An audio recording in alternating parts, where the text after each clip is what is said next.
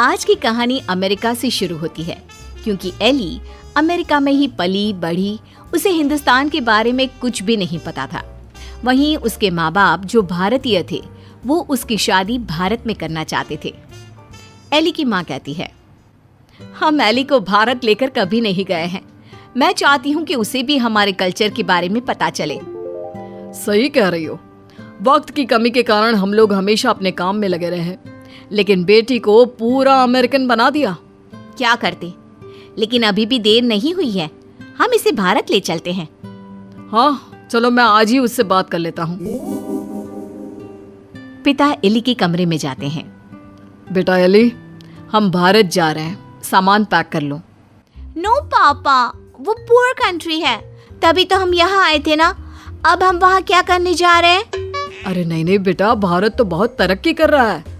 तुम तो कुछ भी नहीं जानती हो भारत के बारे में, इसीलिए हम तुम्हें वहाँ ले जा रहे हैं। वही तो हम लोगों का देश है। नो पापा, वो मेरा देश नहीं है। मैं यहाँ पैदा हुई, पली बड़ी, मैं वहाँ क्यों जाऊँ? लेकिन माता पिता के सामने एली की एक नहीं चलती और उसे भारत आना पड़ता है। वाओ मॉम, ये तो बहुत प्यारी कंट्री है। मुझे यहाँ पहले क्यों नहीं लेकर आए? बेटा, हम पैसे कमाने और घर बनाने में व्यस्त थे, लेकिन कहते हैं ना, जब जागे तब सवेरा। अब बता, कैसा लगा भारत? एली को भारत बहुत सुंदर लगता है। वो चाहती है कि वो यहीं रह जाए। माँ, मैं अब यहाँ से नहीं जाऊंगी। कुछ करो ना कि मैं यहीं रहूं। मैं यहाँ जॉब करूंगी। बेटा, वैसे भी हम यहाँ तेरी शादी के लिए लड़का देखने आए थे। तेरी शादी करा कर ही जाएंगे। एली माँ की बात सुनकर खुश हो जाती है और फिर लड़का देखकर फाइनल कर दोनों शादी कर लेते हैं। शादी के बाद सासू माँ कहती हैं, अरे बहू देख, ये अमेरिका तो है नहीं। यहाँ देर तक सोना, रात भर पार्टी, शराब नहीं चलेगा। ये तो मैं वहाँ भी नहीं करती थी। आपने किसको कहा कि मैं करूँगी? वो क्या है ना, खूब जानती हूँ मैं अमेरिका की लड़कियों को। अच्छा, कैसे जानती हैं आप? मुझे आए तो अभी महीना भी नहीं हुआ। और तभी वहाँ एली का पति रोहन आ जाता है। वो क्या है ना एली, बाहर के देशों के यूथ की इमेज हमारे देश में ठीक नहीं है। अच्छा, तो फिर मुझसे शादी को हाँ क्यों की? क्योंकि तेरे माता पिता भारतीय है, इसलिए। तो फिर ये कैसे सोचा कि मैं वहाँ के कल्चर को अपना लूंगी? खैर, एली घर के कामकाज में लग जाती है। वो सास ससुर की सेवा करती, कायदे से सारे रिश्ते निभाती और प्यार से रहती। लेकिन फिर एक दिन बुआ सास आती है। मेरा तो इस घर में आना ही बंद करा दिया विमला भाभी ने। अमेरिका की बहू ले आई है, पता है। मुझे अंग्रेजी नहीं आती है फिर भी। तभी वहाँ एली आ जाती है। वो बुआ सास के पास बैठ जाती है।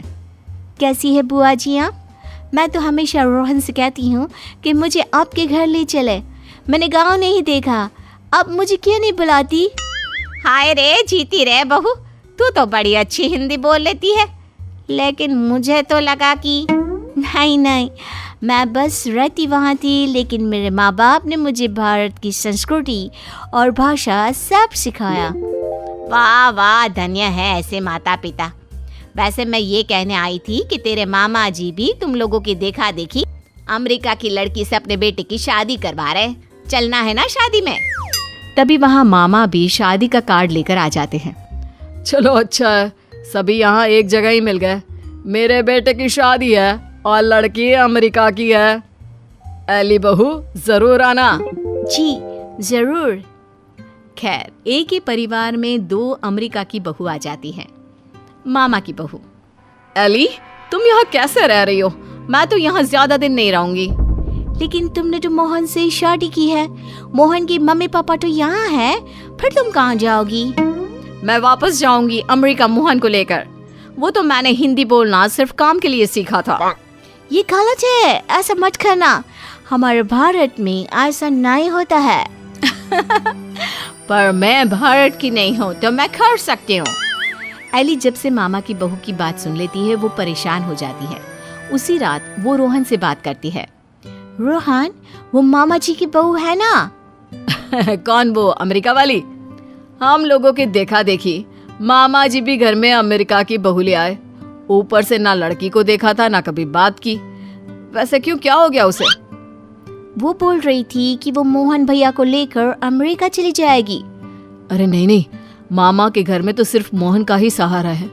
वो चला जाएगा तो कैसे चलेगा? वही तो, क्यों ना हम लोग मामा और मोहन से बात करें। ठीक है, कल मेरी छुट्टी है, हम दोनों चलते हैं मामा के घर। अगले दिन दोनों मामा के घर जाते हैं। अरे कैसे आना हुआ, आओ आओ। एली बेटा, हमारी बहू भी अमेरिका की है, तो ये मत सोचना कि हमें ऐसा लगेगा कि न जाने कौन आ गया हम लोगों के घर। और नहीं तो क्या, तुम्हारे तो माँ बाप फिर भी भारत से है, हमारी बहू का तो भारत से कुछ लेना देना नहीं। और क्या, विमला ने क्या सोचा था कि बाहर की बहू लाकर ये शो करेगी कि वो कितनी हाई फाई है। आरा कम तो हम भी नहीं है। मोहन बेटा और बहू जरा आओ तो, रोहन और एली आए हैं। तभी वहाँ मामा की बहू छोटे कपड़े में आकर खड़ी हो जाती है, हाथ में वाइन का ग्लास, और पीछे से मोहन आता है। अरे Rohan, Ellie, come join us, हम कमरे में पार्टी कर रहे हैं, बड़ा मजा आ रहा है। मामा की बहू एली के सामने ग्लास बढ़ा देती है। नहीं नहीं, आई डोंट ड्रिंक। यार मोहन, तू दिन में कब से पीने लगा? अरे यार, जब से अमेरिका में शादी हुई है। वैसे भाभी तो लग रहा है जैसे भारत की किसी गांव की हो। हाँ, हम उसी में खुश है। वो क्या है ना, पढ़ी लिखी लड़की परिवार के लिए अच्छी होती है। हाँ, लेकिन हमारी वाली ने तो भारत में ही हमें अमेरिका दिखा दिया है। वैसे एली, तुमको भी हमारी बहू से कुछ सीखना चाहिए। एली को मामी पर गुस्सा आता है। जरूर मामी, मैं सीख लेती, लेकिन आपकी बहू तो यहाँ है ही नहीं। वो जाने वाली है ना अमेरिका वापस, वो भी मोहन को लेकर। आप लोगों से वो परेशान है, कह रही थी वो किसी भी कीमत में सास ससुर के साथ नहीं रहेगी। खैर, हम लोग आपको सिर्फ बताने आए थे, अब ये आपके घर का मामला है, आप ही देखो। ये बोलकर एली जाने के लिए रोहन के साथ खड़ी होती है कि अरे एली बेटा, ये क्या कह रही हो? मोहन तो हमारा इकलौता बेटा है। तुझे देखकर ही तो हम लोग ने भी अमेरिका की बहू लाने का सोचा। सॉरी मामी, मामा, अमेरिका की मैं ज़रूर हूँ, लेकिन मेरी जड़ें भारत की हैं। अमेरिका की बहू चाहिए तो वहाँ का कल्चर भी साथ आएगा ना। चलिए रोहन। कमलकांत का परिवार एक बहुत बड़ा और संयुक्त परिवार है, जहाँ पर सभी लोग मिलजुल कर रहते हैं। उनके परिवार में उनकी पत्नी सुजाता, बड़ा बेटा सुबोध, सुबोध की पत्नी मेघा और छोटा बेटा कृष्णा है। कृष्णा पढ़ाई के लिए अमेरिका गया है। एक दिन परिवार के सभी लोग बात कर रहे थे। सुबोध बेटा, कृष्णा का फोन आया क्या? बहुत दिन हो गए, उससे बात नहीं हुई।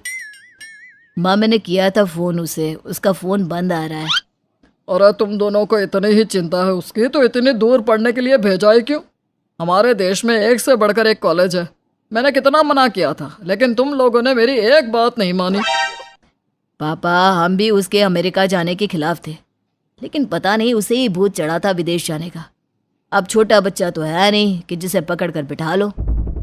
मुझे तो इस बात की चिंता है कि कहीं विदेशी कल्चर में ना रंग जाए, हमारी संस्कृति और संस्कार ना भूल जाए।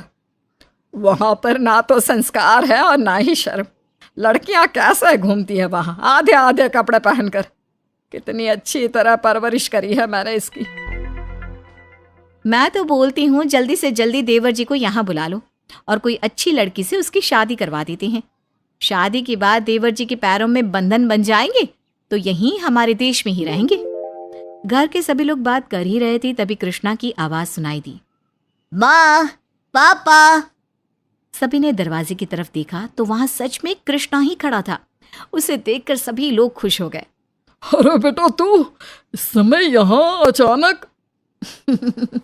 आपको सरप्राइज जो देना था वो भी दो सरप्राइज देवर जी?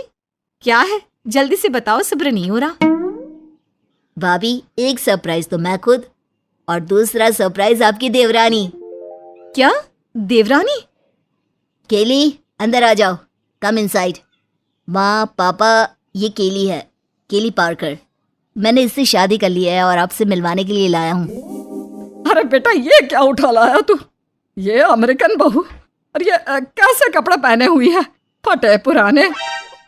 तुमने इसे बताया नहीं कि हमारे यहाँ औरतें फटे पुराने कपड़े नहीं पहनती, वो भी ससुर और जेठ के सामने? इसी वजह से हम तुम्हें विदेश भेजना नहीं चाहते थे। विदेशी बहू लाए हो, क्या संस्कार होंगे इसके अंदर, और हमारी आने वाली पीढ़ी को क्या सिखाएगी ये। कृष्णा ने एक अमेरिकन लड़के से शादी कर ली। ये बात घर में किसी को भी पसंद नहीं आई। अब केली अपने ससुराल वालों के साथ उसी घर में रहने लगी, लेकिन कोई उसे पसंद नहीं करता था। सुजाता और मेघा हर समय केली का मजाक बनाती रहती। बहू क्या बना रही हो? माँ जी, मैं कढ़ी चावल बना रही हूँ। बहू कढ़ी ना थोड़ी तीखी बनाना। माँ जी, बना तो दूँ, लेकिन मेरी अमेरिकन देवरानी खा नहीं पाएगी। ज्यादा तीखी नहीं है ना? हाँ बहू, अगर हमारे घर की सब्जी एक बार खा लेगी तो गोरी मैम तो काली हो जाएगी। ये बोलकर दोनों हंसने लगी। तभी वहां केली आ जाती है। केली को देखकर दोनों चुप हो जाती हैं। तभी सुजाता कहती है, ये लो आ गई तुम्हारी अमेरिकन देवरानी। माँ जी, कृष्णा ने इससे शादी करके सारे मोहल्ले में हमारी बदनामी करवा दी। सभी मजाक उड़ा रहे हैं कि कृष्णा के बच्चे देशी होंगे या विदेशी। अभी तो सारे रिश्तेदारों को तो पता भी नहीं है कि हमारा कृष्णा इससे शादी कर लाया है। पता नहीं कहाँ कहाँ हमारा मजाक बनेगा। केली ये सभी बातें सुनती है और समझ लेती है, लेकिन किसी से कुछ नहीं कहती। थोड़ी देर बाद सभी एक साथ चाय नाश्ता करने के लिए बैठ जाते हैं। तभी कमलकांत कहता है, अरे मेघा बहू, ये क्या कर रही हो? अपनी देवरानी को पराठे क्यों दे रही हो? ये तो सुबह के नाश्ते में कॉर्नफ्लेक्स या बेकन एग या चीज सैंडविच खाती होगी। सही कह रहे हो पापा, अब कुछ दिनों बाद हम भी यही सब खाएंगे। कमाल है कृष्णा, तुम्हें पूरी दुनिया में यही लड़की मिली थी क्या? भैया, इसमें इतना हंसने की क्या बात है? केली इंडियन फूड खा लेती है, इनफैक्ट उसे पराठे तो बहुत पसंद है। केली के ससुराल में कोई उसे पसंद नहीं करता, पर वो सबका दिल जीतने में लगी रहती है। वो पूरी कोशिश कर रही है अपने ससुराल वालों के दिल में जगह बनाने की। एक दिन केली YouTube में देखकर खाना बनाती है। खाना किसने बनाया? छोले, पूरी, खीर? मेघा तूने बनाया है क्या? नहीं माँ जी, मैंने तो नहीं बनाया। ये खाना मैंने बनाया है। बहू, तुझे हिंदी बोलने आता है? हाँ, पर अब जैसी अच्छा तो नहीं आता। ये खाना तुमने कैसे बनाया? तुम्हें तो इंडियन खाना बनाना नहीं आता ना? मैंने यूट्यूब से सीख लिया। सुजाता धीरे से मेघा के कान में बोलती है, इससे तो हिंदी आती है और हम तो इसी के सामने इसी की बुराई करते थे। माँ जी, मैंने तो इसके हाथ का खाना बिल्कुल नहीं खाना। सुना है ये अंग्रेज ना मांसाहारी होते हैं, और ये खाना तो इसने खुद बनाया है। सही बोल रही है बहू, हम कुछ और बना लेंगे। सुजाता केली से कहती है, केली खाना बनाने से पहले पूछ तो लेती, तुमने फिजूल में इतनी मेहनत की। हम सबकी ना तबीयत ठीक नहीं है, तो हमें तो थोड़ा हल्का खाना खाना था, इसलिए मेघा ना अब खिचड़ी बना रही है। केली के हाथ का बना खाना कोई नहीं खाता। केली को बहुत दुख होता है। अगले दिन अपनी सास का दिल जीतने के लिए केली साड़ी पहन कर आती है। माँ जी, आई लाइक इंडियन कल्चर, इसलिए मैंने आपकी तरह साड़ी पहनी। केली की साड़ी देखकर सुजाता और मेघा जोर जोर से हंसने लगती है। केली, ये तुमने साड़ी पहनी है, इससे अच्छा तो तुम फटे पुराटे कपड़े ही पहन लेती। उसमें फिर भी अच्छी लगती हो। केली कैसा लग रहा है? ऐसा लग रहा है तुम चादर लपेट कर आ गई। उन दोनों को इस तरह से हंसता देखकर केली बहुत दुखी हो गई। वो अपने कमरे में जा ही रही थी कि तभी कृष्णा वहां आ गया और कहने लगा, माँ, केली को साड़ी पहनना सिखाने की जगह आप उस पर हंस रही हो, उसका मजाक उड़ा रही हो। वो आप सबका दिल जीतने की कितनी कोशिश कर रही हो, फिर भी आप उसे अपना ही नहीं पा रही हो। बेटा, हम तुम्हारी बीवी को कभी नहीं अपनाएंगे। ये बात तुम्हें शादी से पहले सोचनी चाहिए थी। पापा, आपको पता है केली ने अपने पिता के खिलाफ जाकर मुझसे शादी की है। उसके पिता को भी मंजूर नहीं था कि केली एक इंडियन लड़के से शादी करे, तो हमने अपनी मर्जी से शादी कर ली। और ये बात तुम्हें ठीक लगती है क्या? अरे ये सोचो, जिस बाप ने इसे इतने पाल पोस कर बड़ा किया, प्यार किया, पढ़ाया, लिखाया, ये उसकी नहीं हुई तो तुम्हारी क्या होगी? कृष्णा ने अपने घर वालों को बहुत समझाया, लेकिन कोई भी उसकी बात नहीं समझ पाया। लेकिन केली ने ठान लिया था कि वो अपने ससुराल वालों का दिल जीत कर रहेगी। इसलिए अगले दिन वो शॉपिंग मॉल से सबके लिए गिफ्ट लेकर आई। मैं आप सबके लिए गिफ्ट लाई हूँ। कल मेरी वजह से घर में झगड़ा हुआ था, तो आज मैंने सोचा सबको सरप्राइज देती हूँ। रहने दो देवरानी जी, जब से तुम आई हो हम सबको सरप्राइज ही मिल रहे हैं, नहीं चाहिए अब और कुछ। सभी घर वाले वहां से जाने लगते हैं और केली की आंखों में से आंसू निकलने लगते हैं। ये सब कृष्णा से देखा नहीं जाता। वो कहता है, बार बार आप लोगों को समझाने के बाद भी आपको मेरी बात समझ में नहीं आ रही। शायद मेरा और मेरी बीवी का आना आप सबको पसंद ही नहीं आया।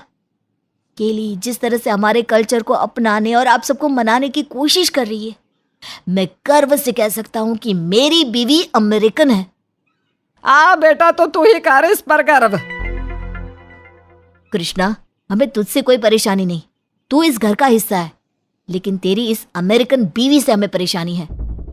भैया, जिस अमेरिकन बहू से आप इतनी नफरत करते हैं ना, तो जब पापा की तबीयत खराब हुई थी तो उस समय मैंने आपको 15 लाख रुपए भिजवाए थे ना, वो इसी ने दिए थे।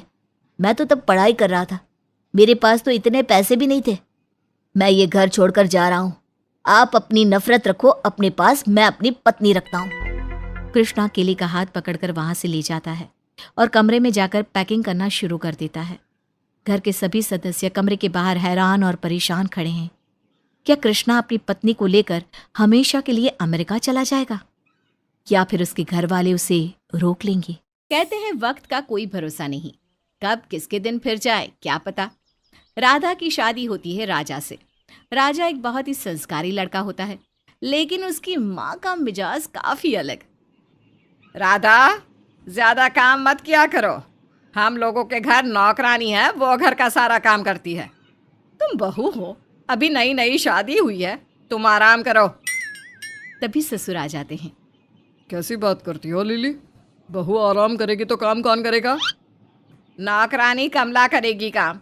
आखिर तनख्वाह देते हैं हम लोग उसे, तो काम नहीं करेगी क्या?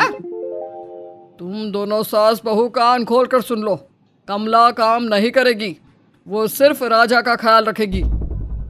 लेकिन पापा जी, मैं हूं ना इनका ख्याल रखने के लिए, फिर मैं क्या करूंगी?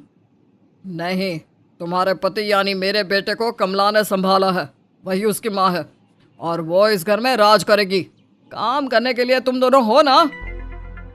एक तरफ जहां बहू को कमला का राज समझ में नहीं आता, तो वहीं पति की बात सुनकर तो मानो सास को गुस्सा ही आ जाता है। अरे बकवास बंद करो, नौकरानी को सर पर चढ़ा रखा है तुम लोगों ने, हद होती है। पता नहीं कब छुटकारा मिलेगा इस नौकरानी कमला से। तभी राजा आ जाता है। राजा के आते ही राधा उसे पानी देती है कि नौकरानी आ जाती है। नहीं नहीं, राजा को गर्म पानी देना होता है, नहीं तो उसकी खांसी शुरू हो जाती है। राधा देखती है कि सामने एक अजीब सी नौकरानी जैसी औरत खड़ी है। आप कौन है? पापा, ये कौन है? बेटा, वो हमारी नौकरानी है। राजा की माँ का मिजाज देख रही हो ना, मॉडलिंग करती थी अपने ज़माने में। ऐसे में राजा कैसे पला है ये सिर्फ कमला ही जानती है। राजा के लिए ये माँ के समान है। ऐसे में इसी ने राजा को बचपन से बड़ा किया है, वो इसी के पास रहता था। वो जानती है कि राजा को क्या चाहिए, कब चाहिए। अच्छा ठीक है पापा जी। तभी नौकरानी, जो कि काफी सालों से उस घर में होती है और खुद को राजा की माँ समझती है, राधा पर सास की तरह हुक्म चलाने लगती है। अगर मेरे बारे में पूरा ब्यौरा ले लिया हो तो ज़रा तेल गरम करके ले आओ, राजा के बाल में लगाना है। कितने सूखे लग रहे हैं बाल। राधा को अजीब लगता है कि ये क्या हो रहा है। सास है जो उड़ी फिर रही है और नौकरानी खुद को सास मान रही है। माननी किसकी बात है? वो कंफ्यूज हो जाती है कि क्या बात है बहू, कमला की बात को सुनकर अनसुना क्यों कर रही हो? वो राजा के बाल में तेल लगाने के लिए तेल मांग रही है ना, ला कर दो उसे। और हाँ बहू, कमला की कोई बात ऐसी ना हो जो तुम ना मानो, वरना ठीक नहीं होगा, समझी?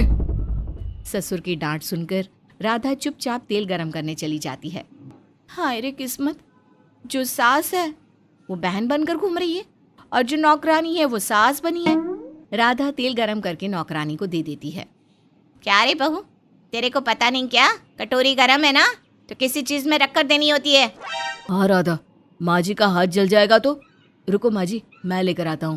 राजा के मुंह से नौकरानी के लिए माँ शब्द सुनकर राधा हैरान हो जाती है। वहीं राजा तेल को प्लेट में रखकर नौकरानी को देता है और वो उसके सर पर तेल लगाती है। वाह माँ जी, मज़ा ही आ गया। तभी राधा की सास वहाँ से निकल रही थी। अगर आपका घूमना हो गया हो तो ज़रा रसोई में भी नज़र डाल लो, जब देखो तब मटकना, खाना भी लगाना है। सास नौकरानी को न जाने क्यों कुछ नहीं कहती। हाँ राधा, खाना लगा दो। वैसे भी मेरी योगा क्लास है, खाने के बाद मैं थोड़ा आराम करूँगी, फिर ग्रीन टी लेकर योगा जाऊँगी। जी माँ जी, मैं दोनों का खाना लगा देती हूँ। राधा 2 प्लेट में खाना लेकर आती है।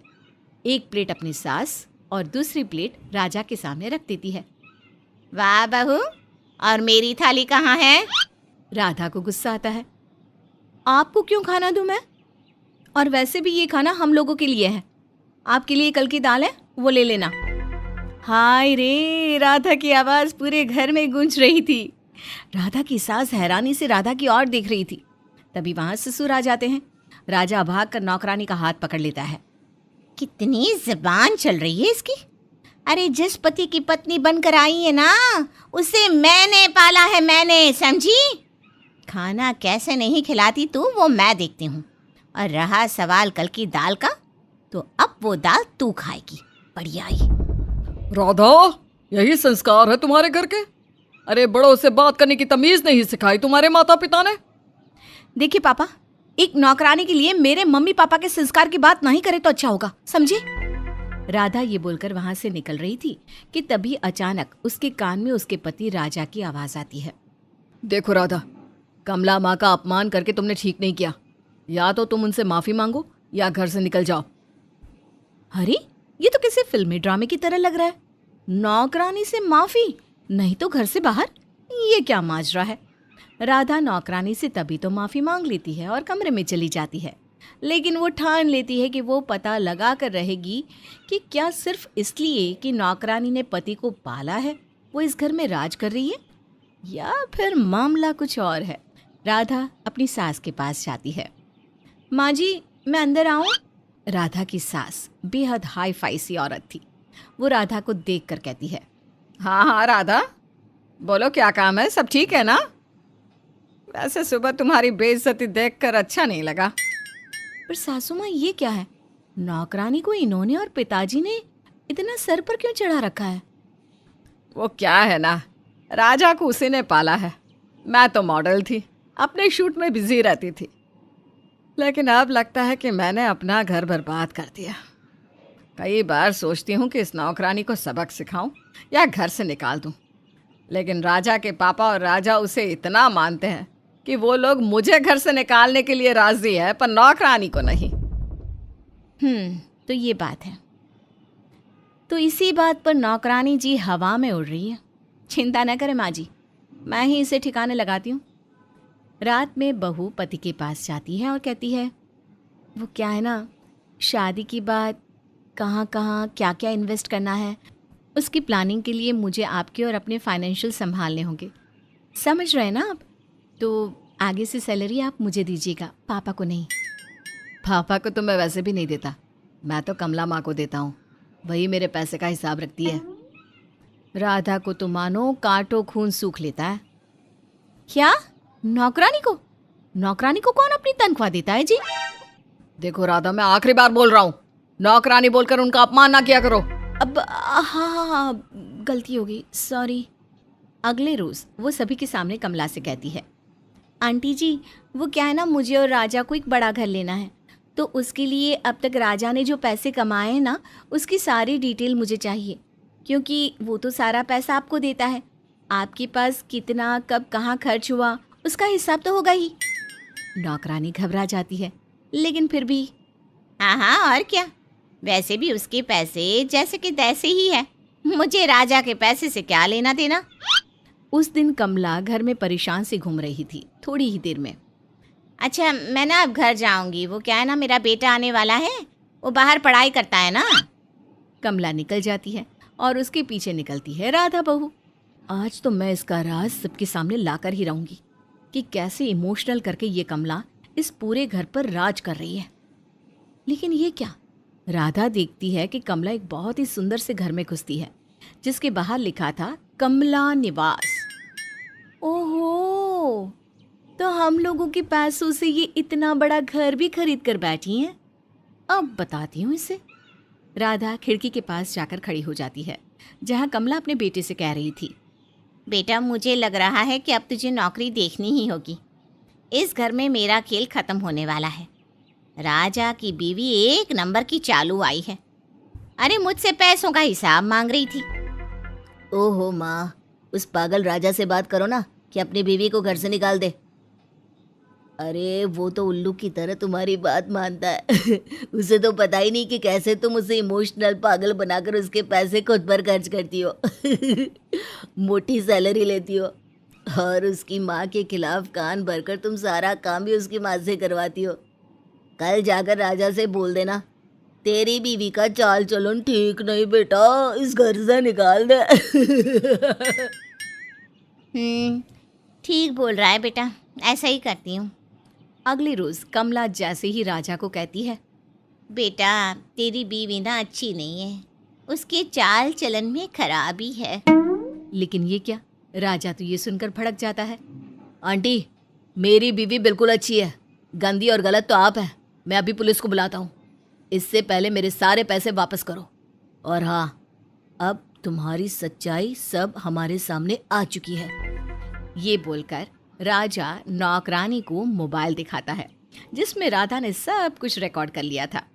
और अब जितनी जल्दी हो इस घर से 9 तो 11 हो जाओ। घर का सामान भी चुराती थी तुम, गलती मेरी ही थी। बेटे के प्यार में सब भूल गया। मेरी बीवी ही इस घर की असली लक्ष्मी है। सास राधा को देखकर खुश होती है और नौकरानी का सारा घमंड उतर चुका था। वो वहां से चली जाती। कहानी है मालती की, जो कि एक घर की नौकरानी थी।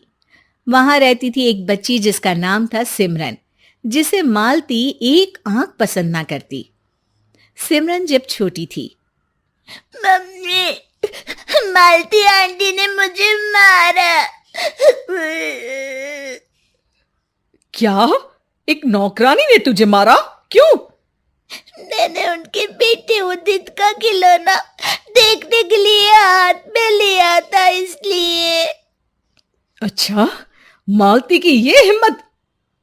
माँ सीधा मालती के कमरे में जाती है जहां मालती अपने बेटे की चोट को साफ कर रही होती है। बेटे के सामने ही सिमरन की माँ मालती पर चिल्लाने लगती है, देख मालती, एक तो तुझे खाने रहने को दिया, तेरे बेटे की पढ़ाई का खर्चा उठाया, ऊपर से तू मेरी ही बेटी को मार रही है। मालती घबरा जाती है। अरे नहीं नहीं ना मालकिन, कैसे बात कर रही हैं? मैं क्यों भला सिमरन बिटिया को मारूंगी? इतनी हिम्मत नहीं है मेरी। उल्टा वही राहुल को पत्थर पर धक्का देकर गई है। हाँ, मैंने डराया था कि मैं आकर आपसे उसकी शिकायत करूंगी। माँ राहुल की चोट देखती है। ओ राहुल बेटा, ये तो बहुत ज्यादा लग गया है। रुको, मैं ड्राइवर को बोलती हूँ, वो इसे लेकर डॉक्टर के पास जाएगा। हो सकता है कि सिमरन डर गई हो, इसलिए उसने झूठ बोला हो। ये बोलकर माँ तो वहां से चली जाती है, लेकिन राहुल को उनकी बात पर बहुत गुस्सा आ जाता है। माँ, ये सिमरन को तो मैं छोड़ूंगा नहीं। कितनी झूठी और नाटकबाज है, हमेशा अपनी माँ से आपकी बुराई करती है। हाँ, बोल तो तुम ठीक रहे हो। मुझे भी ना वो बच्ची एक आंख नहीं सुहाती, लेकिन करे तो क्या करे बेटा, उसके माता पिता तो अच्छे लोग हैं ना। राहुल कुछ नहीं कहता, लेकिन उसे सिमरन पर बहुत गुस्सा आता है। वो जब भी सिमरन को खेलते देखता, उसका मन करता कि वो उसे धक्का देकर अपनी माँ की बेइज्जती का बदला ले ले। धीरे धीरे दोनों बड़े हो जाते हैं। फिर एक दिन, अरे क्या हो गया माँ, क्यों रो रही हो? किसी ने कुछ कहा या सिमरन ने फिर? हाँ बेटा, आज तो उस लड़की ने गजब ही कर दिया। उसने सबके सामने मुझे चोर बना दिया और आज तो साहब ने मुझे बहुत डांटा। बस माँ बस, बहुत हो गया। मेरी भी इस साल फाइनल खत्म है, हम आज ही इन लोगों का घर छोड़ देंगे। अरे नहीं ना बेटा, मेम साहब और साहब के बड़े एहसान हैं। काहे का एहसान माँ? उन लोगों ने आपको कुछ दिया तो आपने भी तो उन लोगों के पीछे अपनी पूरी जिंदगी सेवा में निकाल दी। आधी रात हो या सारा दिन आप उन लोगों के लिए खड़ी रही, तो एहसान कैसा माँ? तू नहीं ना समझेगा बेटा। आंसू पोंछती मालती फिर काम पर चली जाती है, लेकिन अब राहुल ठान लेता है कि वो किसी भी हाल में सिमरन से अपनी माँ की बेइज्जती का बदला लेगा। फिर एक दिन, माँ, एक बड़ी कंपनी में मेरा सिलेक्शन हो गया है। उन लोगों की तरफ से ही बंगला और कार मिलेगी। अब हम लोग इस घर में नहीं रहेंगे। मालती खुश हो जाती है। अरे वाह बेटा, चलो दुख के दिन खत्म। अब तो हम लोग इस घर को मुड़कर भी नहीं देखेंगे। नहीं माँ, बदला तो मैं लेकर रहूंगा, बस भगवान मेरा साथ दे। तभी सिमरन की माँ भाग कर आती है। अरे मालती, घर चल, सिमरन के दादाजी को पता नहीं क्या हो गया है, चल जल्दी। राहुल और मालती दोनों सिमरन के घर जाते हैं, जहां उसके दादाजी बस मरने ही वाले होते हैं। मैं मर रहा हूँ, लेकिन मेरी एक इच्छा अधूरी रह गई कि मैं सिमरन की शादी देख सकूं। हे भगवान, लगता है मेरी आत्मा बस यही देखने के लिए अटकी है। बड़ा कष्ट हो रहा है। अरे नहीं नहीं पिताजी, मेरा जीवन बेकार हो जाएगा अगर मैं आपकी एक इच्छा भी पूरी नहीं कर पाया तो। पिता की नजर लंबे चौड़े जवान खूबसूरत राहुल पर पड़ती है और फिर वो सिमरन का हाथ राहुल के हाथ में रख देते हैं। ये देखकर दादाजी मुस्कुराकर आशीर्वाद के लिए हाथ उठाते ही है कि मर जाते हैं। क्या था, सिमरन बन जाती है मालती नौकरानी की बहू। देख सिमरन, इतना बड़ा घर तो तेरे बाप का भी नहीं था। अब पगला मत जाना ये सब देखकर। जा जाकर चाय बना कर ला। जी माँ जी, अभी लाती हूँ। मालती को अपने सामने सर झुकाई सिमरन को देखकर बहुत ही खुशी होती है कि तभी राहुल आ जाता है। अरे माँ, ये तेरे हाथ में चोट कैसे लगी? और ये तेरी बीवी है ना सिमरन, इसने पत्थर मारा है मुझे। सिमरन ये सुनकर हैरान हो जाती है। मैंने कब मारा पत्थर? अरे झूठ बोलने में शर्म नहीं आती आपको? ये तुम बोल रही हो? तुमने भी तो बड़े झूठ बोलकर मेरी माँ का अपमान किया था, तो क्या तुम्हें शर्म आई थी? राहुल सिमरन को लेकर उसके मायके चला जाता है। आप लोग इसे यहीं रखिए, मैं अब इसके साथ नहीं रह सकता। अरे राहुल, क्या हो गया? बड़े आदमी बन गए तो घमंड आ गया क्या? हाँ, बड़े लोगों को तो घमंड होता ही है, तो मुझे भी हो गया। वैसे ये अपनी बेटी ना, आप इसे यहीं रखिए, क्योंकि इसने मेरी माँ को मारा है। नहीं नहीं माँ, मालती झूठ बोल रही है। देखा, सास बनने के बाद भी ये मेरी माँ को नाम से बुलाती है। ये क्या मेरी माँ की इज्जत करेगी? हाँ सिमरन, राहुल ठीक बोल रहा है। वो क्या थी, वो वक्त बीत गया है, लेकिन अब मालती तुम्हारी सास है, तुम्हें उनकी इज्जत करनी होगी। अब मुझे समझ में आया कि मालती आंटी मुझसे किस बात का बदला ले रही हैं। जैसे मैं उन्हें हमेशा झूठ बोलकर डांट खिलवाती थी, वैसे ही वो भी मेरे साथ गेम खेल रही हैं। तो क्या तू जो भी मालती के बारे में बोला करती थी वो झूठ होता था? हाँ, इसने बचपन से ही मेरी माँ की बेइज्जती की है, झूठ बोलकर उन्हें डांट खिलवाई। इतना ही नहीं, उन पर चोरी का झूठा इल्जाम भी लगवाया। पति के मुंह से ये बात सुनकर सिमरन रोने लगती है। अरे वो तो तब जब वो घर की नौकरानी थी। तो क्या हुआ सिमरन? हमारे लिए मालती ने बहुत त्याग किए हैं, हर समय वो हम लोगों के लिए खड़ी हुई, और इसी वजह से जब तुम्हारे पापा ने राहुल के हाथ में तुम्हारा हाथ दिया तो मुझे दुख नहीं हुआ। और अगर वो नौकरानी भी थी तो क्या तुम उसकी बेइज्जती करती? अब तुम उस घर की बहू हो तो उसे सास की तरह व्यवहार करने का पूरा हक है। राहुल सिमरन को छोड़कर जा ही रहा होता है कि वहां मालती आ जाती है। माँ जी, मुझे माफ कर दीजिए, मुझसे गलती हो गई। मालती सिमरन को गले लगाकर उसे माफ कर देती है।